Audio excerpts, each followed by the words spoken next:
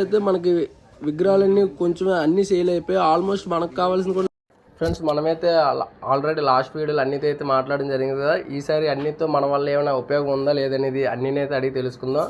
Almost విగ్రహాలు అయితే అన్ని కంప్లీట్ అయిపోయి ఆల్మోస్ట్ బుకింగ్ కూడా అయిపోయి అన్ని ద్వారా అడిగి మనమైతే తెలుసుకున్నాను. అయ్యా బాగున్నారా?